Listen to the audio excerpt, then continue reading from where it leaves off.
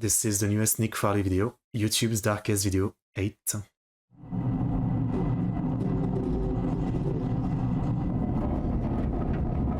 It was 2:46 p.m. when the ground began to shake.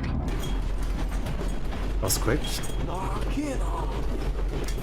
Earthquake. Oh. For residents of Anagawa, Japan, earthquakes were nothing new, but this one was different. Is it 2011? Fuck. It carried with it a violence that none of the locals had ever felt before, and by the time the shaking had stopped, everyone in the city seemed to be left in a momentary state of shock. This was especially true for the nearly 160 Chinese workers and students that had recently moved to the area, with most having never experienced any earthquake, let alone one of this magnitude. Of these workers, as I always say with this, yeah, like living in France, I think, you know, there's been earthquake throughout history, but a very small one. And myself, I've never experienced one in my 26 years on this earth. So I can't imagine going to country and actually feeling one for the first time. I'm weirdly looking forward to it, you know, the experience of it. But also I'm kind of like scared of it, yeah. Were a tight-knit group of 20 women who had recently been hired as trainees at a company called Sato Susan, a company that sold fresh seafood. And having been at work at the time of the quake, they frantically ran out of the building and stood in the street desperately trying to figure out what to do next, unaware of the fact that the real horrors were still yet to come. And going outside is better, no? In Japan, it's not just the earthquakes you have to worry about, but the tsunamis that often follow. And usually, the bigger the earthquake, the bigger the waves. So I guess, yeah, given that it's probably better to go outside depending on where you are, right? Even though I know in Japan, obviously, they have like the best earthquake, you know, building for the most part. You know, they've learned a lot, right? But yeah, most of the time you would still say it's better to go outside, no? Not be trapped inside a building. Anagawa was right on the sea, and Sato Susan was directly on the shoreline. These women were now standing directly in the path of an impending disaster. Damn. Thankfully, their boss, Mitsudo Sato, was well aware of what was to come, and quickly he yelled to the women to seek higher ground. But given their unfamiliarity with the area, Sato knew that he would have to be the one to lead them there. The group readily listened, and they quickly followed Sato as he led them up a set of stairs on a nearby hill, where they eventually reached a shrine that overlooked Anagawa and the sea. It was the highest point in the area, and should keep them safe from what would likely be a massive influx of water. Sorry for posing so much already. This reminds me of videos from the 2011 incident, right? Of some people on like a rooftop on top of an hill, and the guy is filming, and you can see like his whole town, which had like icy walls, right? His whole town is being swept away and just completely like destroyed. It's insane. Sure enough, as they neared the top, Sato's fears were already coming true. As the sea had drastically retreated, it was now beginning to push forward, and things were only going to get worse from here. But despite understanding this, it wasn't a deterrent for Sato, as once he deemed the altitude safe enough for this group of women, he then turned around and began to walk back down the hill towards the slowly flooding city. Someone else to girls yelled at him asking where he was going, which is when he revealed that down below in his home in Anagawa were his wife and his daughter. Don't tell me it's gonna be too late. Now directly in the path of this unfolding disaster. Don't tell me it's gonna be too late. He was going to save them. The girl screamed out to him, begging him not to go, as things had already become incredibly dangerous, but he didn't so much as turn his head as he stepped down onto the street and disappeared from their view. And it was at this time that one of those girls standing high atop the hill began to record. Oh boy.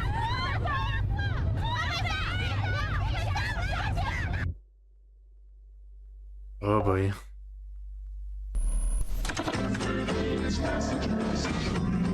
Sponsor.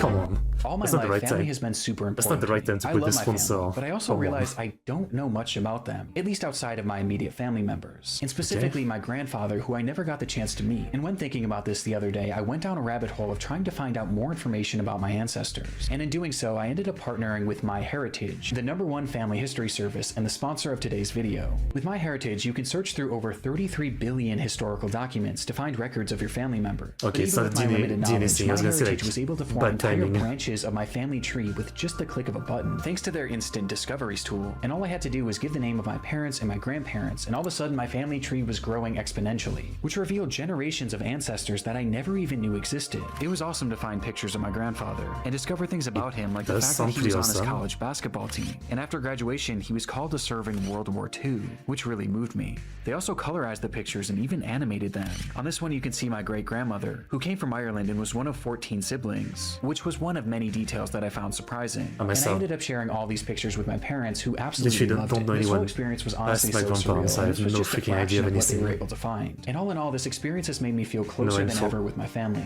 In fact, I can't wait to share all of this information with my entire family, or at least those that I know. So thank you to MyHeritage for this paid partnership. Do you want to uncover your story? Start with MyHeritage and get your first 14 days completely free. Just use my link or scan the QR code.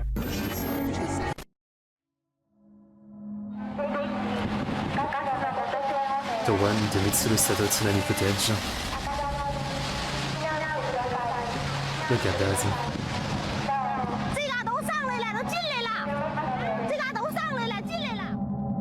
The footage shows that the shoreline was no more, as the water had inundated the entire area as it slowly crept its way deeper and deeper into the city streets.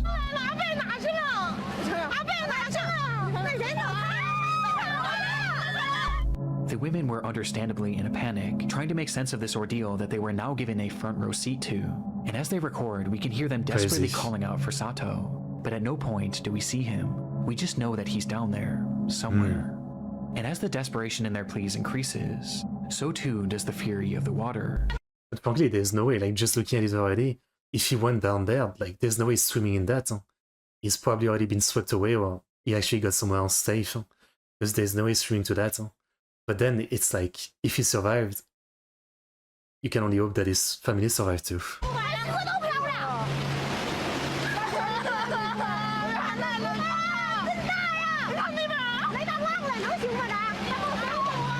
Damn. No way you're fighting with clowns.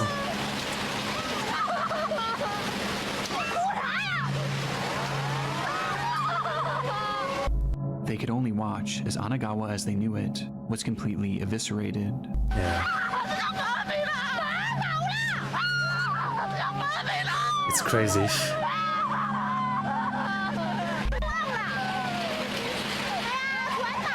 You can imagine, like, all of their belongings, the place that she walked at, everything is gone. At this point, they realized that there was now essentially no hope for Sato. Yeah. It was at this time that the women realized that despite already being at a considerable height, it still might not be enough. And so they ran even higher up the hill, desperately trying to get out of the path of this water. That's what I would have done. I mean, you know, kept an inside, but if I was in this situation, I would not stop going until I've reached literally like the highest place I can find around here. Yeah, that's what I would do. I've got enough fear of drowning in as it is. And as they did so, they noticed something down below.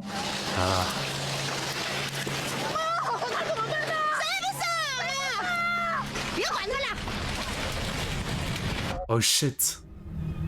Is that Sato? Standing on a rooftop in the middle of this massive tsunami was Mitsuru Sato.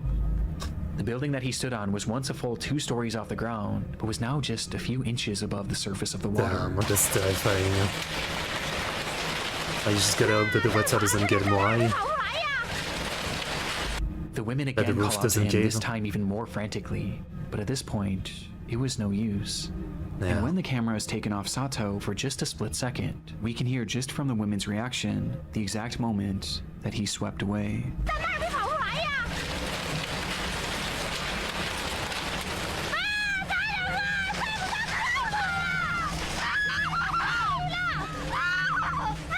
Damn. The recording stopped shortly fucked after. Up. I'm actually choking up a bit. Minutes later, revealing that the streets where the women had been standing just moments before were now fully underwater, and the buildings that once stood around them were now reduced to nothingness. In front of them was a sea of death, and had Mitsuru Sato not led them up that hill, then all of these women would have certainly been a part of it. Yeah. It's like, if he had maybe tried to go for his family, we don't know what happened to his family, I'm sure he's gonna say, but if he had tried to go for his family, maybe he himself would have survived, right? But I feel like if he had gone for his family, he would have then tried to come back for the woman, right? This guy clearly cared about people, right? Rest in peace. The date was March 11th, 2011, a day where Japan had been hit by its most devastating earthquake ever, That's what I thought, with it yeah. ringing in at a magnitude 9.0, which in turn caused the nation's worst ever tsunami, as that day, 19,759 people would lose their lives, with Mitsuru Sato being one of them. What about his But family? against all odds, his wife and daughter were not part of that death toll, as it's been reported that they were later found alive and unharmed. The devastation that occurred that day is incomprehensible, and all the footage of this disaster could warrant a place in this video, especially the footage of Anagawa, as you can see what it... I was gonna say, like, if, you know, like, I'm sure, you know, if you were alive at the time, it was on the news, right, and you saw it a lot, but even now, going back with YouTube and all the footage of the time, it's just pretty insane, right? I mean, you know, if you live in a country that has a lot of natural disaster, you know, you might be used to some, right? For me, I live in a country where I'm pretty safe and thankfully pretty safe, right? Is what I can say. I definitely feel blessed about that. We never have anything crazy like any typhoon, earthquake, tsunami, or anything like that. You know, but man, like watching the footage is just, you know, that's feel like good reminder of like we are only tiny little ants on, you know, against the power of nature, right? Looked like before, during, and after. Fuck.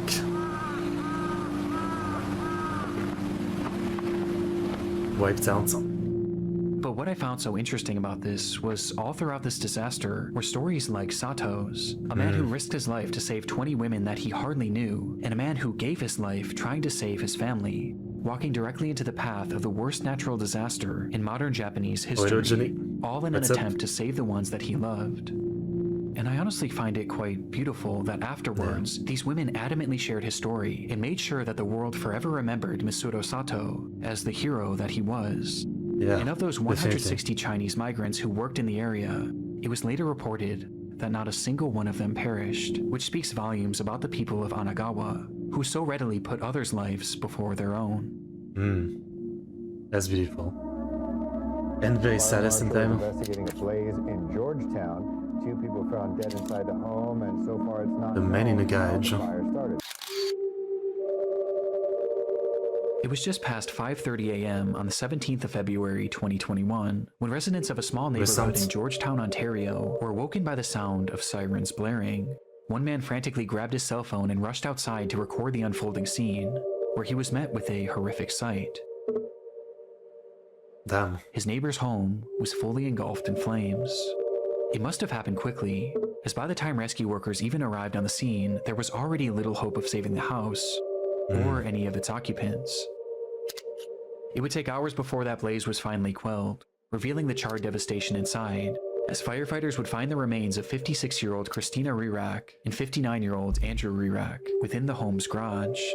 What happened? The cause of this fire was initially unknown, but quickly the situation was deemed suspicious when experts determined that the fire had started as a result of some sort of explosion that had happened within the garage where the couple's bodies were found.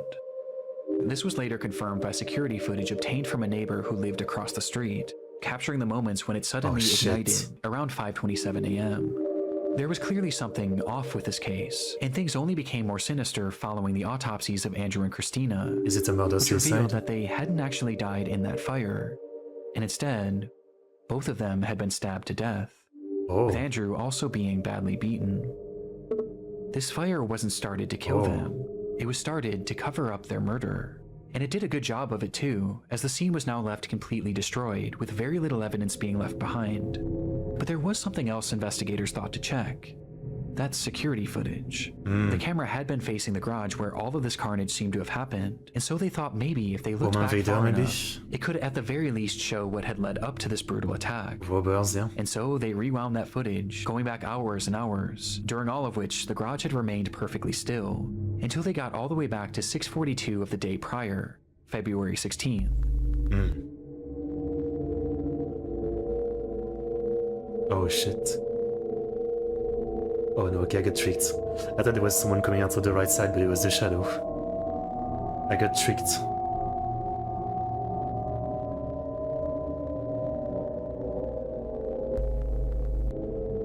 The film showed the moments that the couple had arrived home together inside of Christina's car, which Oh, is that Andrew right? had been driving that night, as he pulled uneventfully into the garage. This was the last time this couple was seen alive on camera, which on its own is disturbing enough. But as it turns out, there was something far more unsettling about this footage, as it revealed the fact that Christina and Andrew weren't alone. Where? On the right side of the car, or?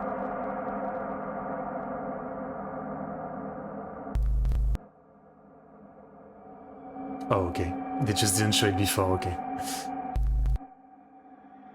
Damn.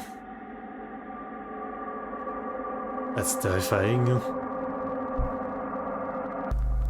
The footage showed a tall figure, its features completely shrouded in darkness, almost as if it were a shadow, with this figure lying in wait out of sight on the side of the house, until right after Andrew pulls the car into the garage, when this person slips in behind them. It's impossible to say for sure if the couple noticed this person or not, but it appears that they likely didn't, as they both start to exit the vehicle, to which the figure then ducks down in an attempt to avoid detection. Yeah, but like the person on the right is gonna come out and no way they don't see someone.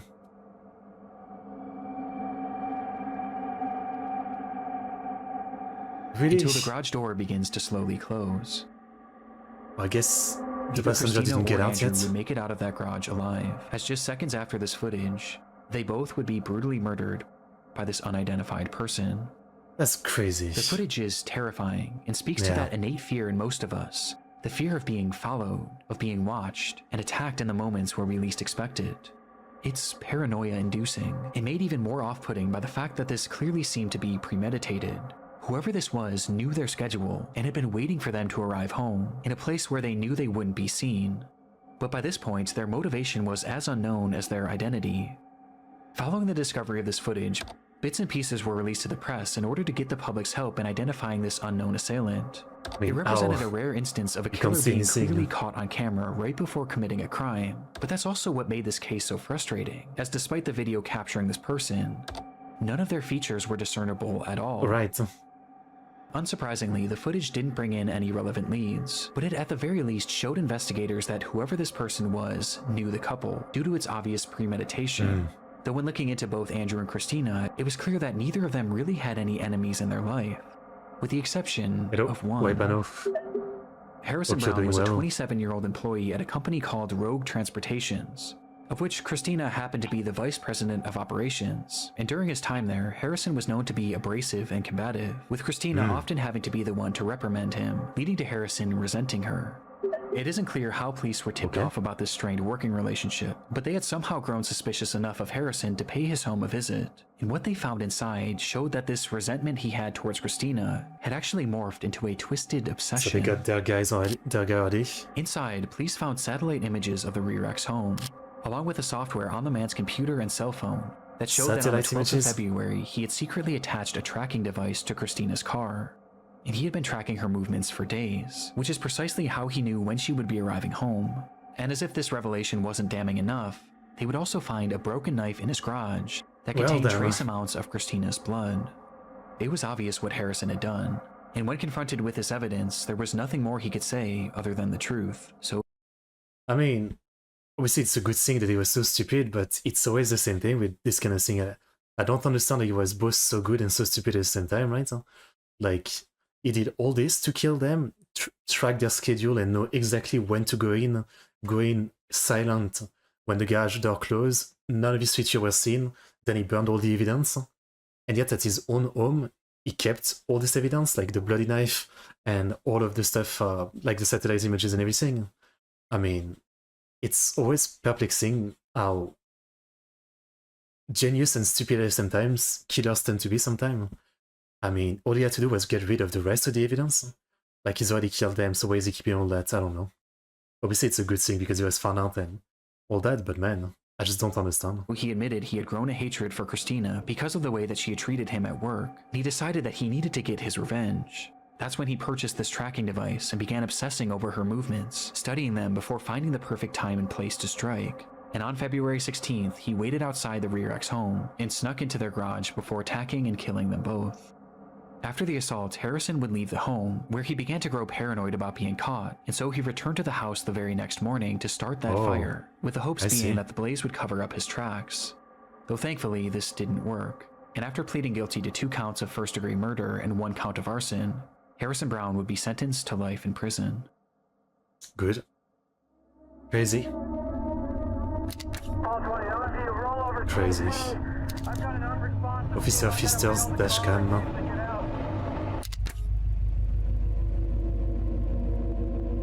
But his dashcam is always crazy. 2015. Police officer Patrick Pfister sits in his cruiser parked alongside the road in the town of Paradise, California, waiting for his first action of this uncharacteristically quiet night. His car was facing the direction of a well-known local cantina, which patrons were known to drive away from under the influence. And sure enough, as the clock approached midnight, the commissar Pfister would be shattered by the sight of a car speeding out of the restaurant's parking lot.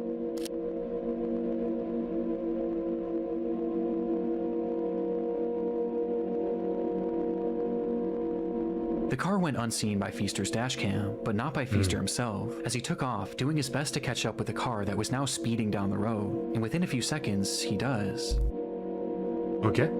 As the car slowly comes into frame for the first time, inside that vehicle was 26-year-old Andrew Thomas and his ex-wife, 23-year-old Darian Aaron.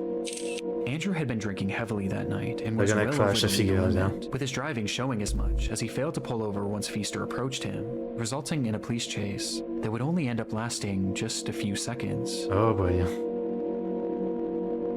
Oh boy. Yep.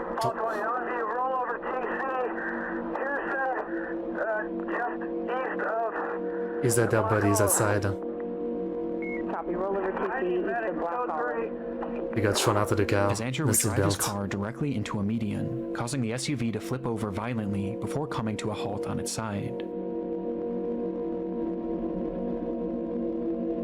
In that instant, Darian was ejected from the vehicle, being thrown straight through the windshield and landing onto the asphalt, where despite still being alive, her injuries were likely unsurvivable. But Andrew, on the other hand, was still inside the vehicle, and he seemed to have been left relatively unharmed. You know, not to be that guy, but, you know, it's something that people often say, and I guess I'll just join in.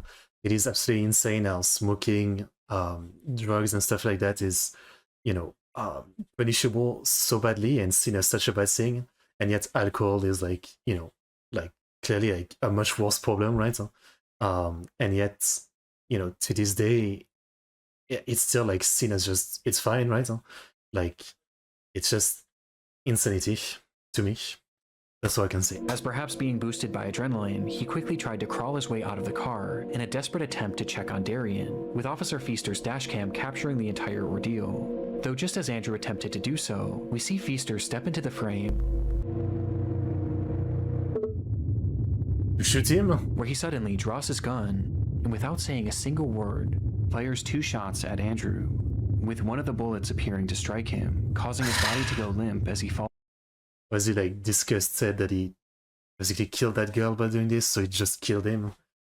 Is that what it is? Back into the car.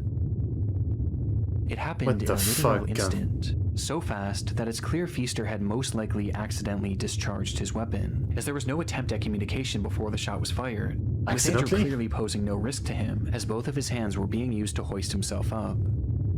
From the footage, this all seems to be a horrible accident, and one that I think you're stretching. I guess he's just trying to build a narrative before doing his twist. I understand Mr. Nick Crowley style. He's stretching that though. Like, clearly that was intentional. Come on. Pfister seemed to recognize right away, as he rushed up to the car, pointing his flashlight at the man that he had just shot, staring at him for over 10 seconds, trying to make sense of what he had just done, before he finally snaps out of it and uses his radio to call for backup. Though this is when this already dark video starts to become much more disturbing. Let's put a shot into the girl too. I've got an unresponsive female. I got a male in the car refusing to get out. When Pfister makes this call, he never mentions the shooting, and instead he states that the driver was refusing to get out of the vehicle. This is then followed by Pfister walking away from the man and pointing his flashlight to the ground, almost as if he was looking for something. Like, does he not know that he has a dash cam? How does he not know that? Copy, give your cross on Black Olive. Pearson. Copy, copy. Black Olive and Pearson. with some theorizing that he was looking for his shell casings. Though right then, another officer arrives on the scene and begins to survey the wreckage. Just her? No, there's a male in the car refusing to get out. Where, again, Feaster says that Andrew was I guess he's in shock at what he's done, but this is all stupid. I mean, the second they get the body out of the car, they're gonna find his bullet in it. Huh? Yeah. refusing to get out of the car, making no mention of the fact that he had just shot him. It's clear at this point what Feaster was trying to do. He was trying to cover up his accident, but this suddenly became more difficult when Andrew started to I still speak. don't think it's an accident. He's Huh? refusing to get out. Get out of the car, sir. I don't know. Stop, sir. Get out of the car. Andrew Thomas was still alive and had muttered to Oh, Feaster shit. that he had been shot, but even to his face, Feaster denies it. Shortly after, Andrew then tries to tell the other cop what had happened. Sir, I'm refusing to come out of the car. The car is still on, and I don't want you to get hurt. Yeah, I was right there. I saw it. I was right there, I saw it. Shot at the cantina? Who shot you? The cop did not shoot you.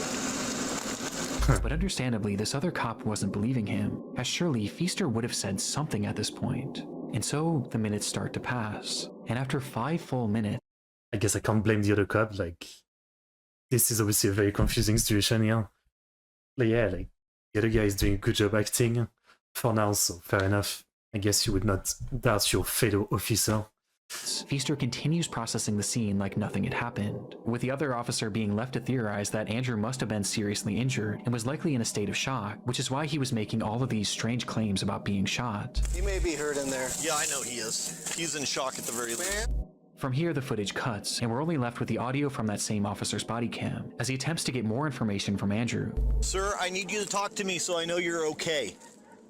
He's not okay. Sir, take a look at me. Did you bump your head?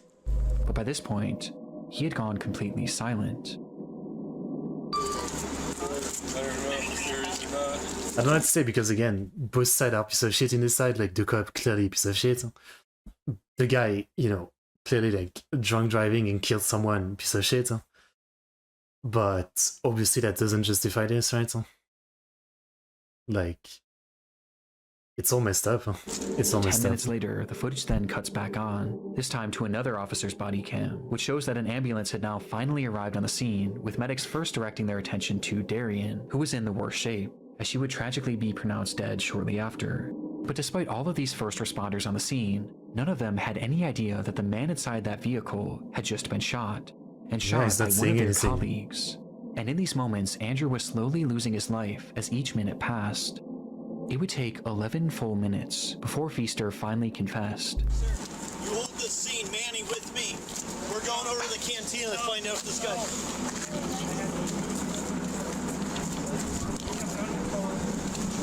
I think I shot him. I wasn't even pointing at him. The gun could go on. Saying that he might have shot the man, but he wasn't sure. And immediately So those 10 minutes was just him trying to find his excuse, right? I mean, obviously, I'm not a, someone who's used gun or gun expert or anything. Like, looking at the footage, to me, it looked like he was intending to shoot him. Maybe it was actually, like, accidental discharge. I don't know.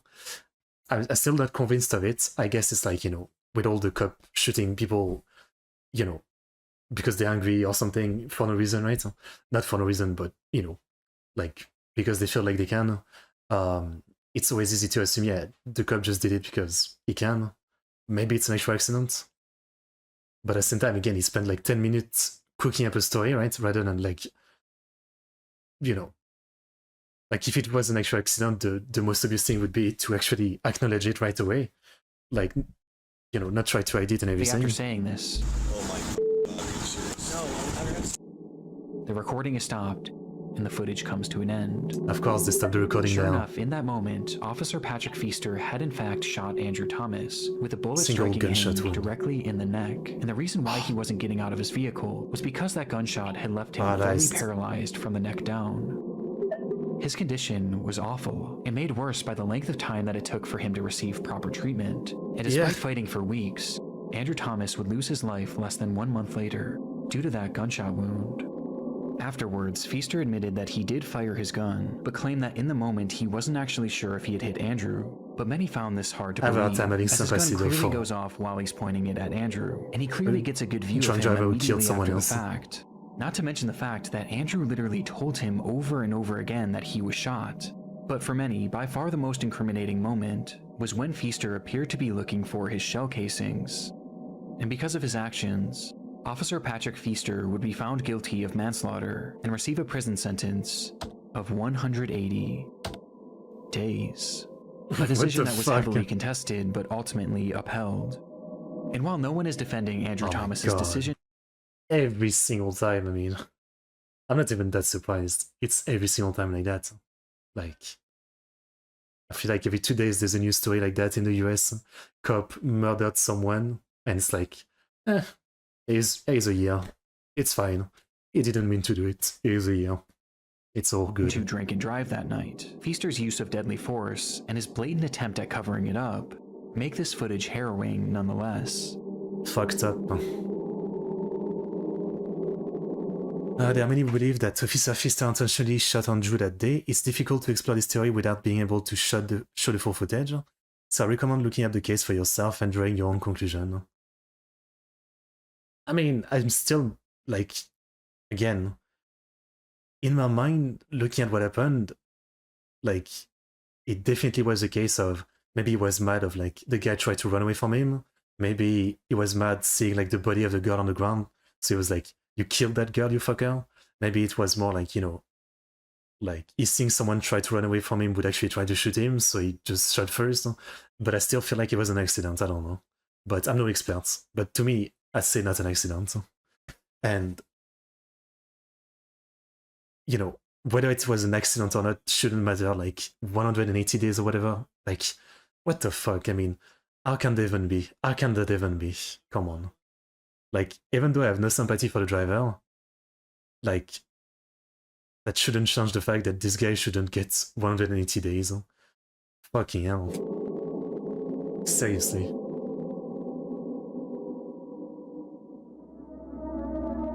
do this for real, bro. I don't got no problem with giving back, man.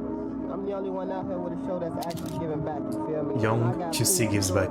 It's May 2013. 23-year-old Quamaine Wilson arrives at his local bank in Chicago, Illinois to deposit $20,000 cash, which he planned on giving out to groups of his most adoring fans. Man, about $20,000 out for the fans, man. Really, I'm gonna take out $20,000. Rapper, I assume. Just to show people, you feel me? I'm on a whole different level with this. To this point, Quamaine had carved out a respectable following on his YouTube channel, where he acted in a series called The Nick Story. YouTuber, I'm gonna take it myself and put it in my graveyard with the rest of them. Along with posting music he made under the name Young QC. See, that's why I thought QC sounds like a rapper name.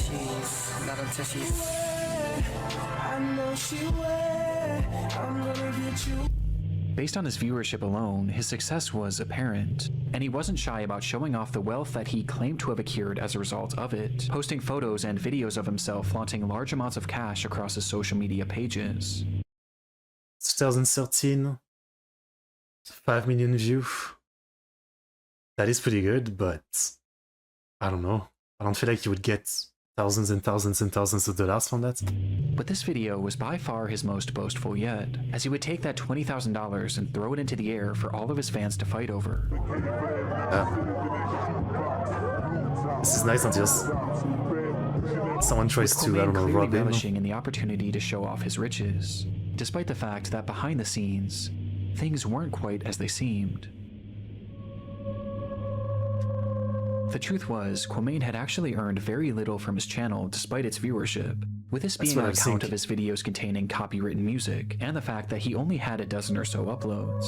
In fact, his social media flexing had started well before he even made his first video, as in reality, all of this money was coming straight from his mother, Yolanda Holmes. Having started a successful business in Chicago, Yolanda made a great living for herself and Quamaine. And being her only son, Quamaine was given just about anything he could have asked for. She would buy him designer clothes, jewelry, and even the Mustang seen in this video. But for Quamaine, it never seemed to be enough. He wanted to achieve... I don't know. clearly he had maybe something going on with his channel. Like maybe eventually he could have literally flexed on people, even though like flexing culture is shit, right? But he could have flexed on people like for real with his own money that he made from getting big or something. But no, like he was flexing for fake when it was all his parents' money. Damn, that's sad. Huh? Yeah. A life of fame and riches, and he used his mother's finances to sell the illusion that he already had, asking her again and again to purchase him things that could help him sell this dream, until one day, it all came crashing down, when Yolanda would tragically lose her life. Oh shit. Just like that, Kwamein's entire support system. But I feel like he was kind of ahead of his time in a sense. I mean, maybe it's been a thing for longer than I think, but today there's so many people that do that, right? Like Instagram, TikTok, YouTube, you know, there's so many people whose whole thing is like trying to appear rich, and they think by already appearing rich and successful, this is actually going to give them success. Huh? And there's a lot of stories where it actually worked out, right? And even more where it's just someone, you know, spending all their money like renting some expensive car and it doesn't pay off in the end. But yeah, 2013, I feel like that's kind of early for this kind of bullshit culture thing. It's more of a today's thing, right? Had fallen out beneath his feet, leaving him without his mother and without the provider who was funding his entire life. But strangely, this didn't seem to stop his lavish online presence. In fact, his spending only seemed to increase after this, as this footage of him giving away money to fans actually took place after the death of his mother, which became extremely off-putting for law enforcement. Oh wait, don't tell me he killed his mom to get all the money and all that she had, so he doesn't have to ask her anymore. As Yolanda hadn't simply passed away, and instead, she had been brutally murdered. Oh, that's not where I thought this was going. I should have seen it coming though. Something shortly before Yolanda's passing, that not only were his mother's savings entirely willed to him, but she had also taken out 2 life insurance policies, in which he was the sole beneficiary. And despite Yolanda giving him anything that he could have asked for, it seemed that by this point, Kwamain had simply grown tired of having to ask. What a piece of shit. And so, on September 2nd, 2012, he would offer his friend Eugene Spencer $3,500 to kill his own mother. That's it, Eugene to kill someone. The offer, and that night he would travel to the apartment of Yolanda Holmes late at night. What the fuck? Where he entered her room and shot her multiple times as she slept. At the time, her boyfriend had been sleeping next to her, and despite jumping up and doing his best to fight off the attacker, Eugene would eventually beat him unconscious before fleeing the scene. Eugene would call Kwamain immediately after the attack to tell him that the job was done, but rather than feeling any sort of guilt, Kwamain instead had no emotion, and he simply stated, "Make sure the bitch is dead." I mean, one thing that you can automatically say is, you know, like, obviously, the mom was, to an extent, like, she clearly probably didn't do a great job raising him. The fact that, you know, she was always giving him, like, all this money without question, and clearly, you know, he was just giving it away and doing crazy stuff without really ever making anything out of it. Clearly she was maybe like a very hands-off kind of a person raising him, you know, like clearly she was very successful herself, so maybe she never really raised him, just left him to his own device. Here is $20,000, do what you want. Still, that, you know, clearly maybe he wasn't raised right, but that doesn't mean that, you know, it should lead him to want to kill her or something, to be that insane, to be that emotionless, right? Like there has to be more to it. There's a lot of kids out there whose parents didn't do a great job raising her, but they didn't end up, you know, so emotionless that they can just kill them or something.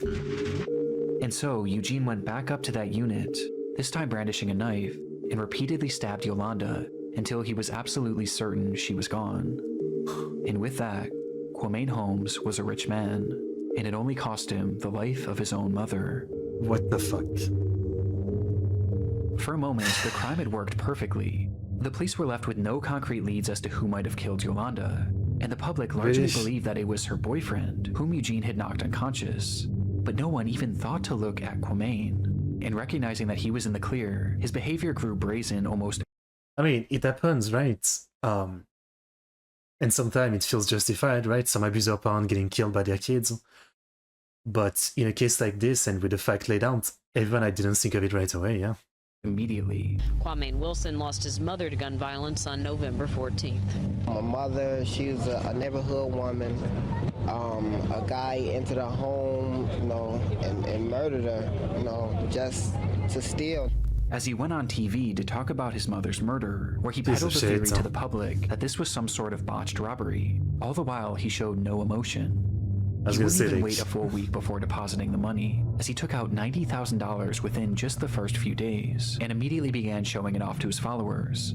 And in this footage where he gave away that $20,000, throwing it into the air as if it meant nothing to him, every cent of that had come from the death of his own mother, a death in which he was entirely responsible for. It would take over a full year for Quamain and Eugene to be caught, with police largely being tipped off by his online antics. And in the end, Eugene was given a 100-year prison sentence, while Quamain received 99 years. Okay, deserved, but, you know, just to go back to the last story, how does the last guy, you know, accident or not, get, like, not even, like, 180 days, not even a year, for killing someone, and, you know, this guy gets, like, full life in prison? I mean, like, they're not the same case, but still, like, come on, what the fuck? Like, clearly, this guy deserves this. I mean, no problem with it. Clearly, never let a psychopath like that out again, but just to go back to the last story, insane. With his legacy now permanently defined by his creation of one of YouTube's darkest videos.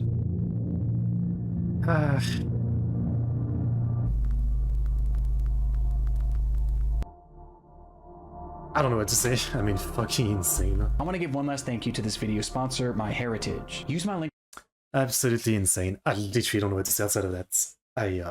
It's almost unbelievable. Yeah. I mean, yeah, literally speechless enough.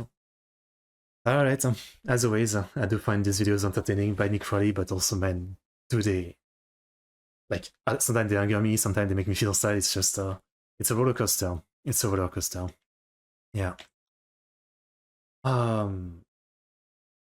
Great video as always.